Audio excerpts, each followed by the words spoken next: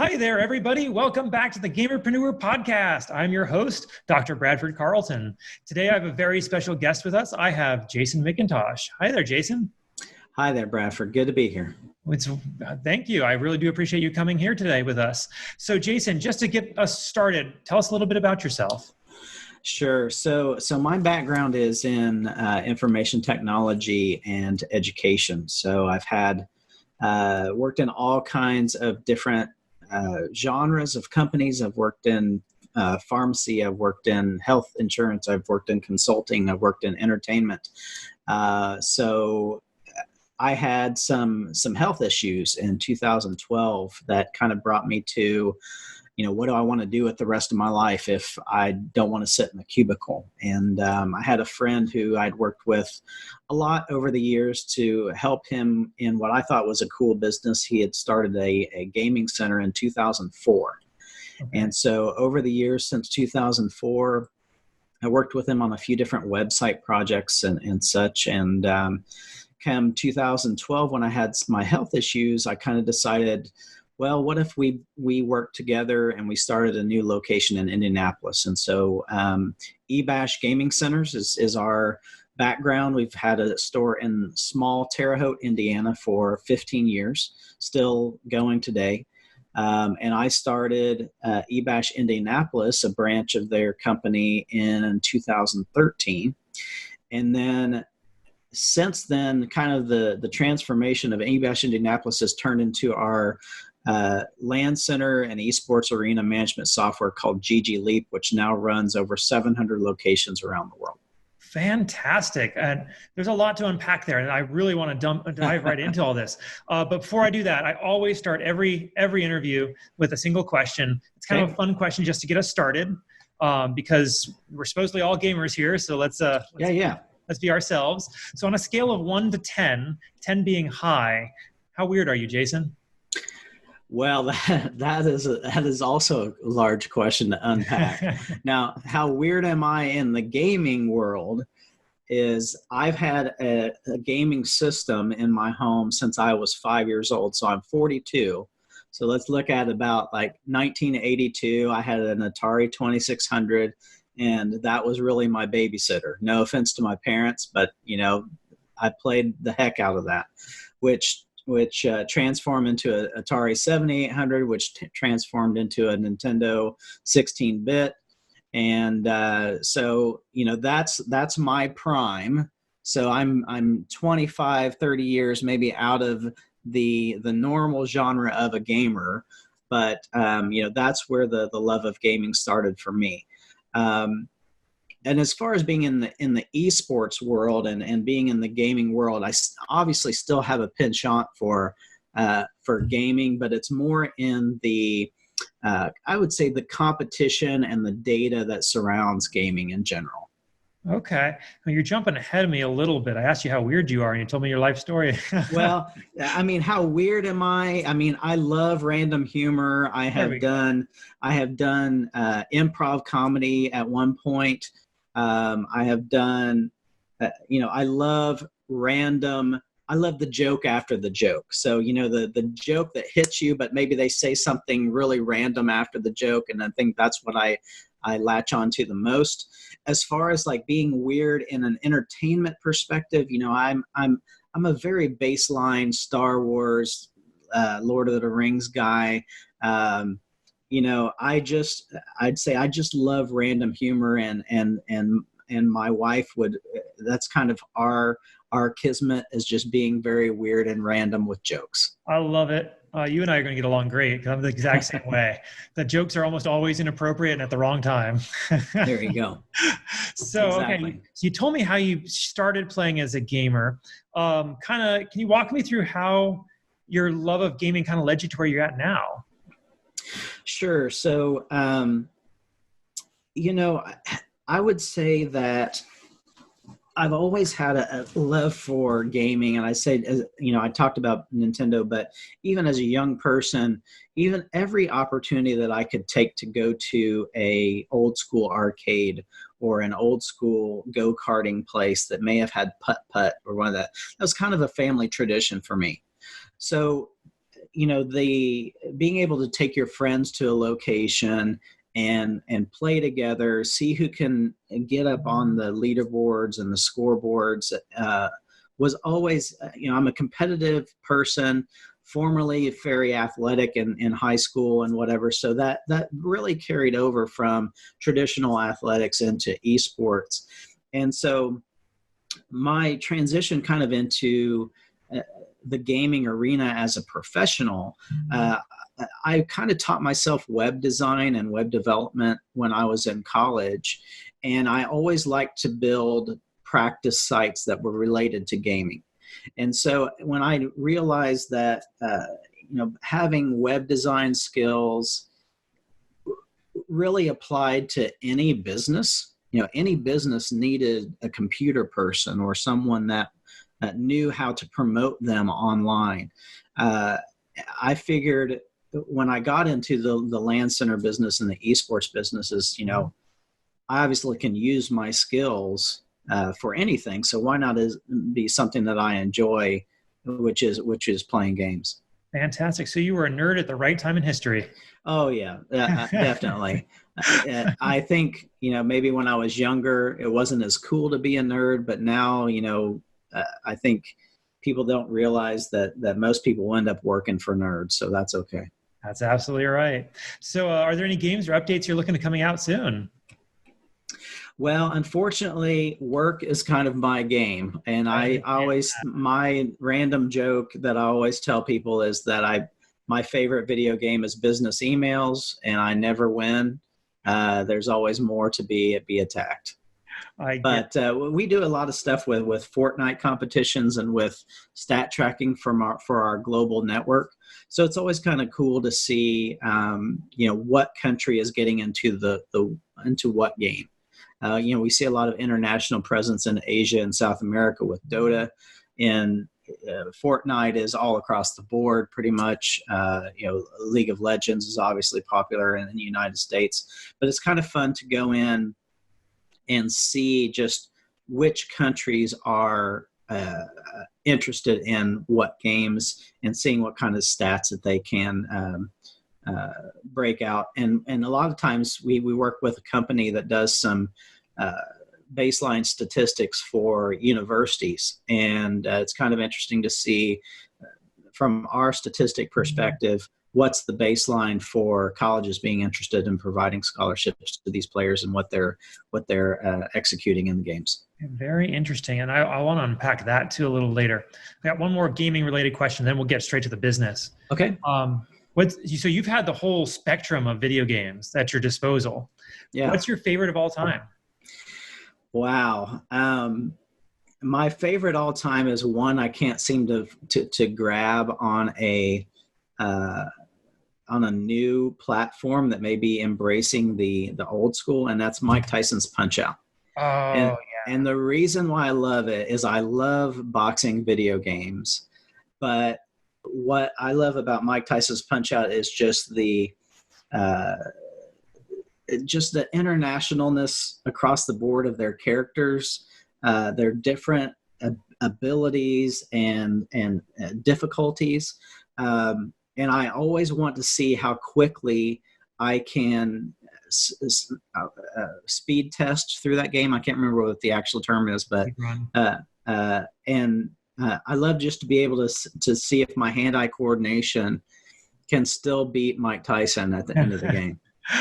I really appreciate you bringing that one up, because that's actually the game that I started with. Oh, yeah. To date myself, I was 2, and I had babysitters, and they had the system, and I played it, and that was the game that got me hooked. So I understand. That's awesome. Okay. So you've kind of given us a little bit about your professional background. Could you start there for me, please? About my professional background? Yeah. Sure. So foundation to tell us. Yeah. So my degree was in information systems from Purdue University in Indiana. And I went into the pharmaceutical industry right out of college, and I worked for a manufacturing wing of Eli Lilly, which is a pharmaceutical company that developed Prozac. And basically, I just jumped in with both feet and kind of got into the web development realm. And so I worked for a few different companies in IT and still kind of had the hobby of doing web design and web development as freelance. And then that transitioned into a job after I did my graduate degree in informatics, which is just kind of a multidisciplinary graphics, 3D, web programming program. And then I began teaching. So I taught on a college level at, there was a chain called the Art Institute. It was a for-profit school. And so then I actually taught web design and programming to both web design students and graphic design students. Very cool.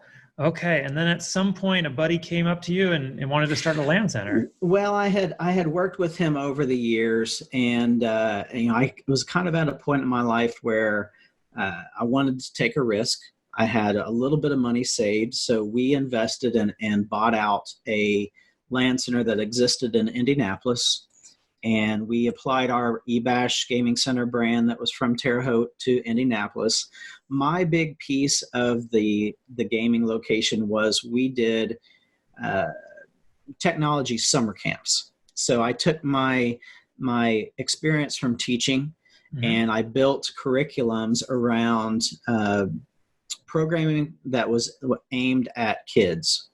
So what we did was we did an 8-week program, and each week would be a different curriculum, and kids did programming in the morning, and then we did team-based gameplay in the afternoon. So it was stuff like we did Minecraft stuff, we did Team Fortress, we did Smash Brothers. It was just kind of different games each day, but we utilized different tools like Kodu and Construct and a few different things, and just tried to instill the basics of programming logic so that they could mess around with some software in 5 or 10 minutes and have something tangible, which may just be dragging a character onto a stage, saying, if I hit the up arrow, the character moves up. If I hit the space bar, the character launches a bullet out. And a lot of that stuff was pre-built into the programming software. Yeah. But at the same time, instead of a younger student trying to type out everything to make it work, they were able to just do drag and drop stuff and quickly create something in game design, which made them feel accomplished. And so once they did that, and we would build on it each day, but once they could do that, then they're saying, okay, you've come this far. Let's see what else you can do with it, and just kind of give them free time to roam through the different options that were in the game. Depending on the software they were doing, they may be able to choose certain options. But if the logic doesn't fit, the software wouldn't work. So very simple: building a land, adding in characters, adding in enemies, creating heads-up displays, stuff like that. So they felt accomplished in building something. Absolutely. So that's fantastic. Wonderful work you were doing. So you're doing summer programs, you have these centers. How does that transition into having a software that now runs so many different centers? Right. So for about 10 years, we utilized a competitor software, and since we had 14 years of experience in the LAN center business, we were connected to a lot of other locations that were doing stuff around the United States and beyond. So we started to build our software on top of our competitors, and all we were doing was pulling League of Legends stats. So we had a couple of developers that also used to be in the LAN center business that we knew, and we started to build stats that while people were logged in, they were earning coins, just like your traditional family entertainment chain. You play skee ball, you get a decent score, you get 6 tickets that you can redeem for balloons or a pencil or something. So while these players were logged in, They were earning 1 coin per minute. If they played League of Legends, we were pulling their statistics through a League of Legends API, Riot API, and we were applying what they did in-game to their coin total. And then what a LAN Center could do is they were giving prizes. They were giving free time out to their location. They were giving snacks and drinks, swag, whatever they had available based on what the coins that their players were earning. Okay. So just like your traditional arcade, we would create leaderboards, and we would say who had the most League of Legends kills for the week, who had the total amount of coins, and being able to present that on a big screen that people could watch and say, this is the pulse of what's going on in our LAN Center. So the whole point of our software was to be able to provide incentives for players to want to come back. Mm-hmm. And so we got to a point with the older competitive software that, hey, we really can't control everything we want to control. And so, because their code base was a little bit older, and so we just kind of came to the decision that we just have to build something ourselves. Okay. And so that started about 1.5 years of building LAN Center management software that was completely cloud-based. I do believe we were the first ones to do a completely cloud-based solution. And the reason why that's important is because when other competitors' software was installed, a location would have to buy a server just to run that software. Okay. Where we could build a server in the cloud and people could just install and go.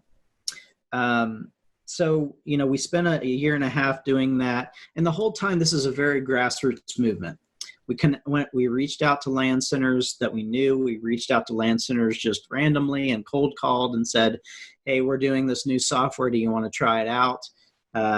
You can be a pioneer. And a lot of centers just, I would say, invested for long-term savings. Mm-hmm. And that helped us fuel our development.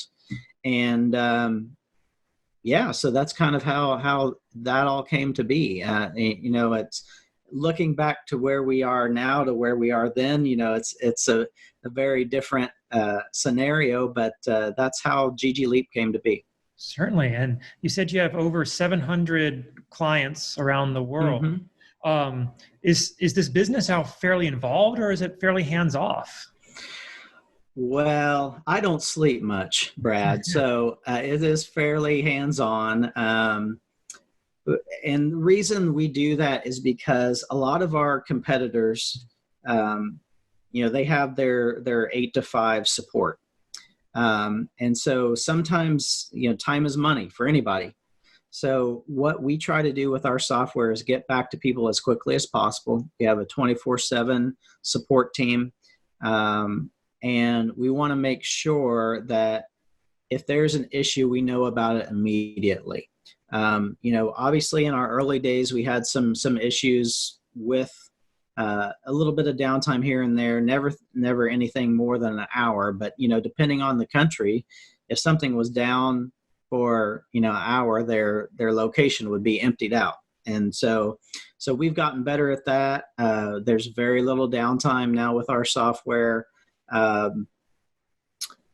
But yeah, I kind of lost my train of thought other than we just try really hard to be there for the customers because anytime that with the modern games being connected to the internet, with our software being connected to the internet, a connection is vital. Absolutely. Okay. So you had a LAN center. Or mm-hmm. a couple LAN centers, and mm-hmm. now you have this software. How has your job responsibilities changed between those two? And how did you absolutely. Well, fortunately for me, I was kind of the manager of the LAN Center location here in Indianapolis, and at the same time our software was being developed. My job was more of keeping one hand on the store, just kind of generally knowing what was going on day to day for the business. Mm-hmm. there wasn't a lot of hands-on that I had to do because we had decent employees that were brought over from our other location. And then from a software perspective, it was just, wearing 10 different hats, doing support, doing marketing, doing the website, doing, sales, etc. And, I would say any entrepreneur would tell you that it's 10 times harder to run your own business than it is just to be an employee of business. That's right. Because your job is never done. There's always something out there lurking, whether it's something you can focus on or if it's just, let's try to get customers in and paying and getting money on the tab. Okay. Now, were those job responsibilities that you were prepared for, or have you had to learn as you go? Well, I would say that I'm a fairly outgoing person. I would say professionally I'm a fairly outgoing person. Maybe at home I'm more of an introvert, but I don't really have a problem talking to people. I think sales was never really my go-to. I was a developer most of my career, so I just sat in my office and was a code monkey. So I had to kind of bring that outgoing personality out to really be excited about the software, really telling people how it could benefit them. So my job kind of became more talking to people about sales, doing demos, when I had time, building web pages and building videos and building knowledge base articles, etc. But as things went along, we were able to bring more people on board to the company. And, I still say there's still plenty of stuff for us to do. But my role has lowered a little bit, that I can focus more on managing people than being the doer and doing everything that I possibly can to make things succeed. Okay. And from your perspective, how is it now having transitioned into that more managerial role? Because like you said, you were a code monkey, the typical stereotypical gamer, in a cubicle hiding behind, and not letting the world see them. And now you have to be out there. What's that like? It's really tough. I'll tell you, it's really tough because I have always kind of lived by the adage of, if you're going to do anything right, you got to do it yourself. So for me to provide to garner trust in someone else being in control of what I would somewhat consider my non-human baby of a company, and making sure that sales leads are getting followed up with, and marketing materials are getting out there, and support is being taken care of properly. It is tough to be able to kind of let that go and be more of a managerial role and just kind of look at big picture stuff. Not only was I not ever think I'd be a salesperson, but I never thought I would be a manager. So it's been a very difficult transition for me, because when things are out there and I know that I'm getting notified on my phone that something's happening, and I need to be able to answer that, to just kind of let that roll and trust in my employees can be a tough thing to address. Okay. Has it gotten easier as you've gone along? Yeah, I mean, it is getting easier. We actually just hired an operations person that I worked with 10 years ago. And he's kind of already been in the same situation of a growing company and having to transition himself from being a doer to a manager. So I really lean on him a lot to say, I'm worried about A, B, and C. What do I do? And so he's been able to provide me a lot of advice to really lean on and be comfortable in my managerial skin. That's fantastic. Okay, so the prices for your software are on your website. So I feel comfortable asking, how is it you make money?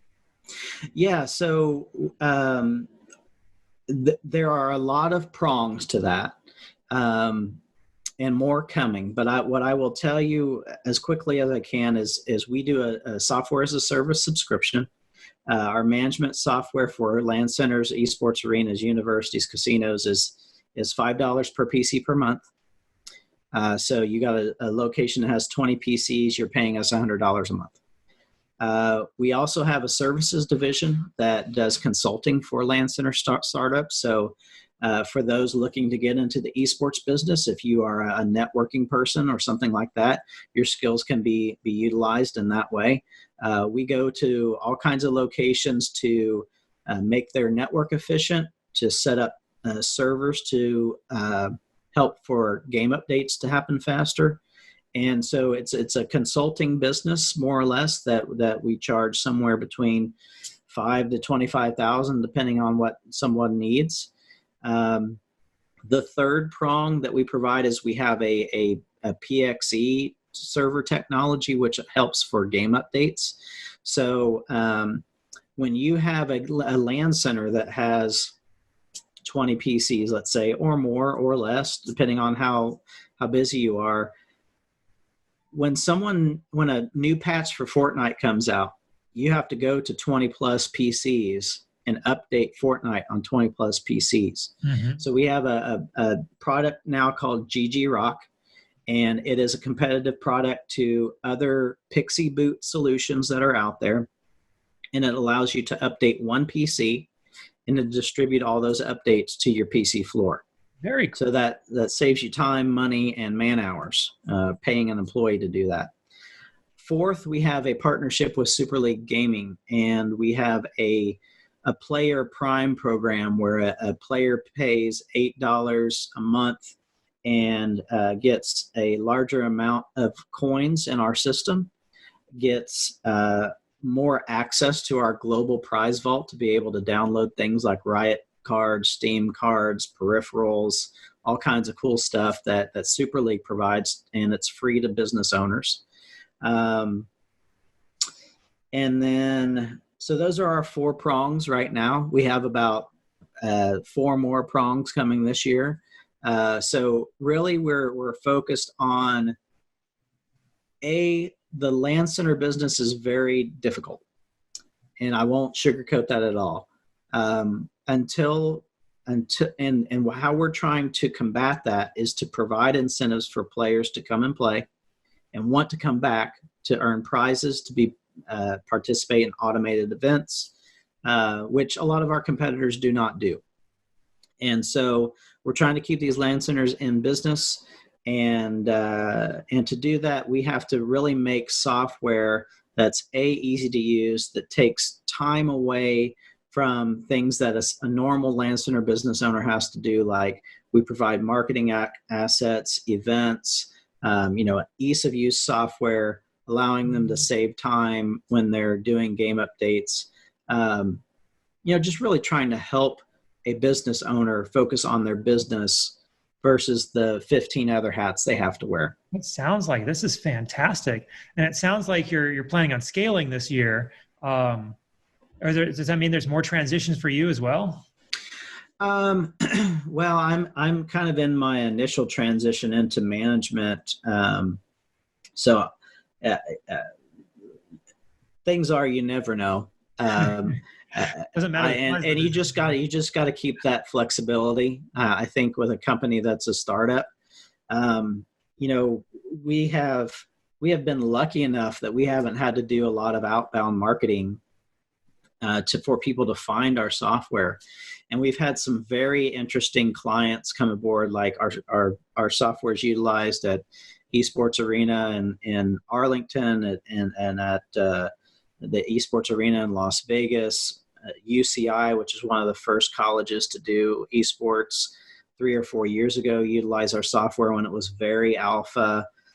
Helix Esports, which is a 100+ PC location in New Jersey, and they're getting ready to open one in Boston at Patriot Place. We're at a very interesting time in the LAN center businesses that not only are more people coming to us to want to do gaming locations, but big companies are coming to us. We've done about 10 different locations with GameStop, they're basically piloting lowering their retail and adding in gaming stations. That's right. And there are some big plans out there for people that want to do a nationwide chain. We're probably talking to 2 or 3 people, not only in the U.S., but one in Germany, one in Denmark. And we're also talking to a big hotel chain that wants to take out business offices in each of their hotels and transition those to small esports spaces, which every time I talk to or go into a hotel, I wonder why they have those anymore, because everybody just sits and uses the Wi-Fi in the room anyway. That is incredible. You deserve some congratulations for being able to pull that off. Well, thanks. Again, it's kind of the luck of the draw. We've gotten some decent software out there. A lot of people find us on YouTube at youtube.com/ggcircuit, which has about 50 episodes free of content talking about the LAN Center business. And people find us there, then they email us. We just did something for Spotify in New York, and now we're going to do something in overseas for Spotify. And it's just been amazing, like some of the people that have kind of dipping their toes in esports, but at the same time, really cool companies that we never expected to be contacted by. Certainly. So my goal for this podcast is always to kind of put my viewer in your shoes and be able to walk where you walked. So if I could have you go back in time with me to before you ever first got involved with your first LAN center. Yeah. What advice would you have for yourself in order to build quicker, faster, better, stronger, more successful? Wow, that's a really great question. The LAN center business, especially in America, does not have a model yet that's been proven. I think if anything with the modern day gaming center is to have some revenue options beyond just gaming, whether it's snacks and drinks, whether it's entertainment, or you're doing tournaments, whether it's doing esports camps or technology camps like I did. Don't pigeonhole yourself into just providing casual gaming, because it's really not enough, unless you're using our software, it's really not enough anymore to just set up PCs and hope people come and play. Right. Make sure that you kind of have a multidisciplinary plan going into a LAN center before you say, this is what our model is going to be, and that's it. Because just like if you focused it on Fortnite, Fortnite's not going to be popular forever. Make sure you're embracing all genres, all games, all types of customers. Make sure you're doing birthday parties. Make sure you're doing events, bachelor parties. Make sure you're doing cold calling. I think that may be probably the number one thing is, again, not only just setting up your business and hoping people come, but thinking outside the box a little bit, contacting schools, do some field trips, contacting Boy Scouts and Girl Scouts. Both of those have badge programs where they have to do game development.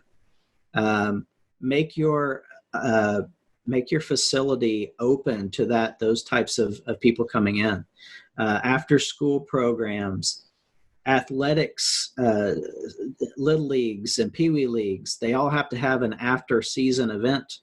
So what's better than coming in and playing games together, competing outside of the athletic field. So you just really need to be creative. We have a few locations right now that are reaching out to high schools in their area because high schools want to get involved in esports, but their high school may not want to invest yet on a dedicated esports space. So what's better, everybody from basketball to football to lacrosse, whatever, has a 2-hour practice every day after school.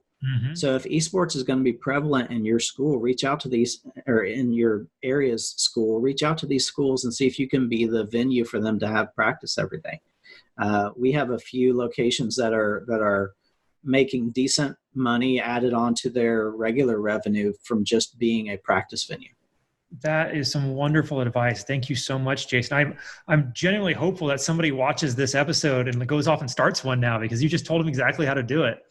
Right. Well, it is an interesting beast, and I'm really interested to see where it will go, especially with the stuff like Stadia and the NVIDIA GeForce stuff that just came out. That's at $5 a month. I really don't think that's going to take the place of social gaming, because your 5 or 6 team person isn't going to all come to your house with their setups and get set up in your basement or whatever together. You still got to have that place to come and have those non-verbal social gaming and experiences, as well as competitive experiences. And I think with these locations that are going to be funded by larger companies, as well as your own local mom and pop, you want to be there. There's no lack of people that are coming out to want to do this type of thing. And it's just like how the media and kind of general population just says esports.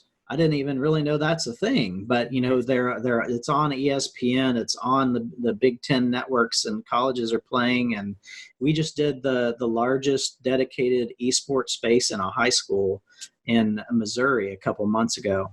So this stuff isn't going to slow down at all. I really believe this will be the next athletic wave of things, but it's just going to be video games, because games are so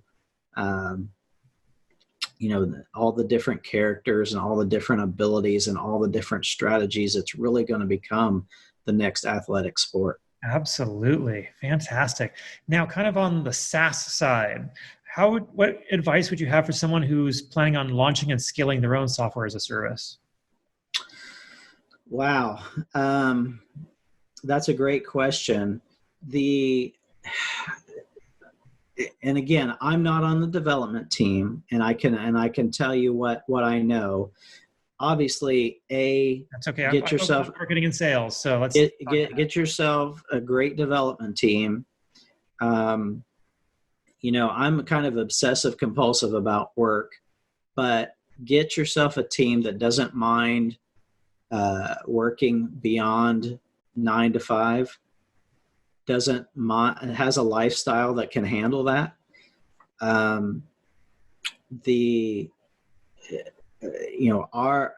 Make sure that your technologies are scalable. We've utilized Amazon Web Services for everything to be able to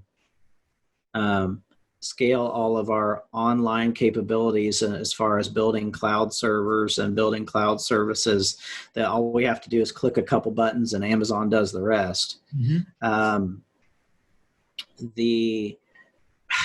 You just have to be relentless in your pursuit of wanting to succeed. You just have to be relentless. And I know that's kind of cliche, and every entrepreneur has to be relentless. But if it's really what you believe in, and you're going to dedicate 10 to 12 hours plus a day to making something succeed, you have to have partners and coworkers that really believe in what you're trying to do, that they are willing to do whatever is needed to make things successful. Beautiful, beautiful advice. Thank you so much for that.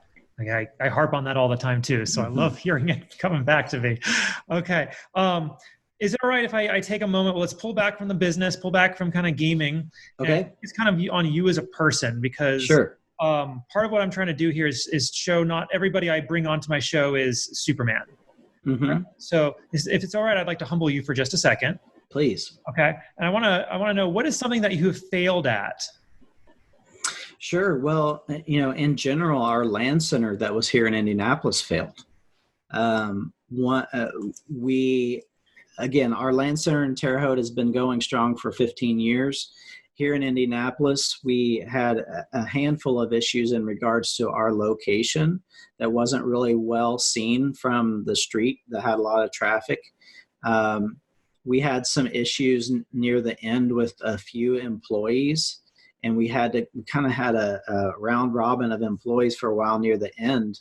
And the employees that left were followed by a lot of our customers, and they kind of said, well, if this employee isn't here anymore, I don't know if I want to be part of the business anymore. We had a falling out with the landlord of the location that promised us some improvements in our building that never ended up happening, which caused some difficulties. So, the LAN Center that we had in Indianapolis failed, and that was one of those things that was a learning process. But at the same time, we kind of had this slow rising of software, so we were okay with closing that location as long as we had one location to kind of be our R&D location related to our software. But I think other things that I have failed at is that even though I try to be an outgoing person, sometimes I'm not the most confident when it comes to a really big client, let's say. And I think that sometimes I may not know all the answers. And even though I may have the answer I think they want, I get a little nervous sometimes with those big clients. Can I talk about that for a second with you? Sure. So what is it you think it's causing you to be nervous? Because, it's your software, mostly how it works. Is it you just don't think you're a big enough fish in the pond? I don't know if it's necessarily that, but I think it's because I have more background information than they do. And so I think it's specifically on the topic of, well, your software works like this. I'd really like your software to work like this. Mm-hmm.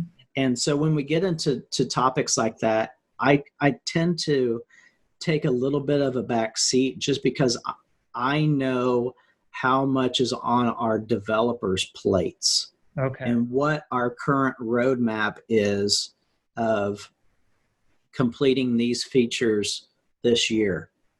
And so when I talk to a larger client, I can promise them the world, but at the same time, I think about, well, how are we going to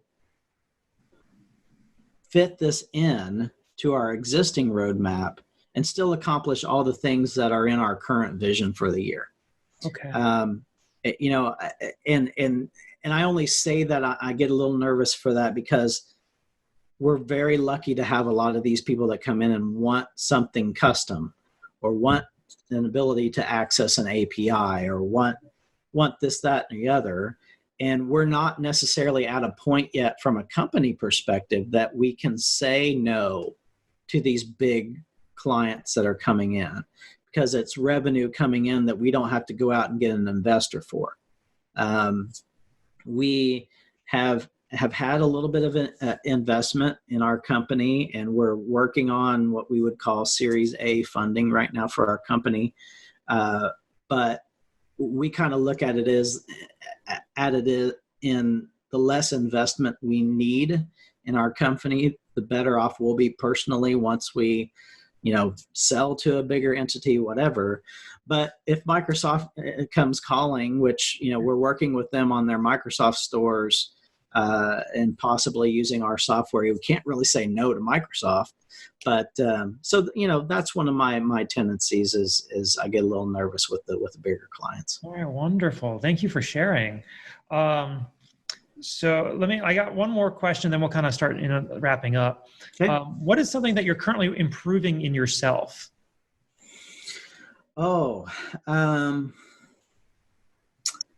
That's a great question. I just picked up, was suggested by one of my colleagues, a book called Traction.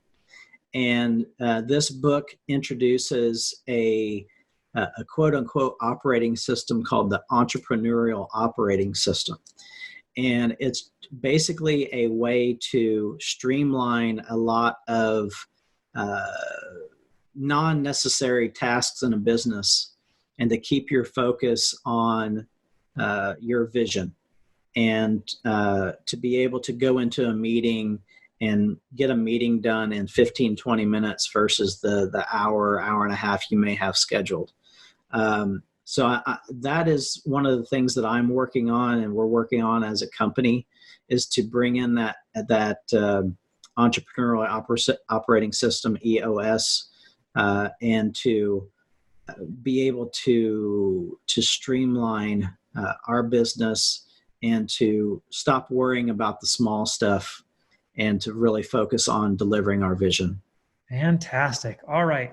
So Jason, how do people find you? Where are you at? What websites do they go to? What's your social media? Yeah, so we have a few different properties out there. I would say the top two being ggcircuit.com, ggcircuit.com. That's our corporate site.